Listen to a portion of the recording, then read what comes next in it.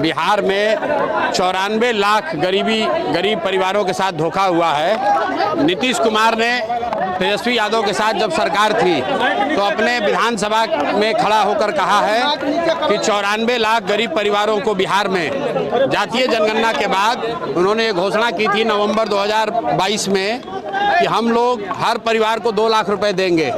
आज तक किसी भी परिवार को 1 रुपया नहीं मिला।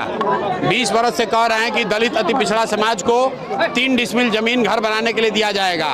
आज तक सिर्फ 1.25 लाख दलित परिवारों को ही ये जमीन मिला है। तो इसलिए और ये जो जमीन के दाखिल खारिज के नाम पर लूट मचा हुआ है, भ्रष्टाचार है, इसके विरोध में हम लोग सरकार से आवाज़ उठाने गए थे। वहाँ पर FIR हुआ है, उसकी कोई चिंता नहीं है। अगर यहाँ गरीब लोगों की आवाज़ उठाने के लिए FIR होना है तो 1 के बजाय 10 FIR हो जाए, कोई चिंता की बात नहीं है। विधानसभा चुनाव है, लोगों का जिस तरह समर्थन मिल रहा है, कितना बदलाव कर पाएंगे? लोगों का समर्थन जनसुराज के लिए नहीं है, लोगों का समर्थन बदलाव के लिए है।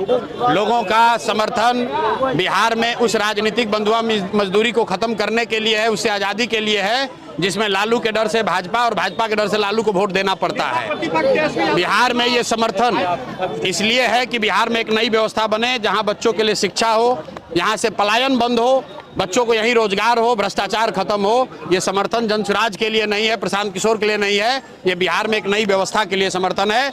और इसीलिए आप ये जन सैलाब देख रहे हैं। नवंबर में बिहार में नई व्यवस्था बनने वाली है, नई सरकार बनेगी, नई व्यवस्था बनेगी और बिहार में शिक्षा और रोजगार होगा। भ्रष्टाचारियों को यहाँ से झाड़ू मारकर जनता हटाने वाली है। 70,000 करोड़ रुपए का हिसाब बिहार सरकार के अधिकारियों ने, बिहार सरकार ने नहीं सबमिट किया है। अब संभव है कि उसमें घोटाला भी कुछ हो, कुछ चोरी भी हो, कुछ गलत मद में खर्च भी किया होगा, लेकिन ये दिखाता है कि एक और जनता को ये कह रहे हैं कि हमारे पास पैसा नहीं है और दूसरे और 70,000 करोड़ रुपया का हिसाब देने का भी इनके पास समय नहीं है। बिहार के लोग इतने त्रस्त हैं, बिहार का एक युवा जानता है, एक महिला जानती है कि इसी बारिश में, इसी गर्मी में, इसी जाड़े में बिहार के 50 लाख से ज़्यादा युवा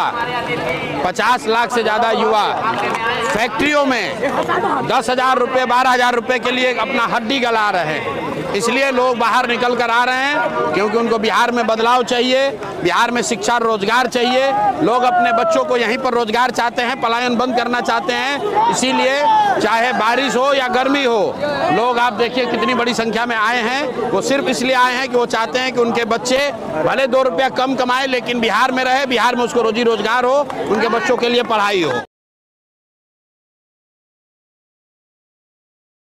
चाहते हैं कि मेरा बच्चे का भविष्य बने, पढ़े लिखे और इसी राज्य मेरे दूसरे राज्य में जाना पड़े, इसी राज्य में कमाए, अपने माता पिता के साथ में रहे। यही चाहते हैं।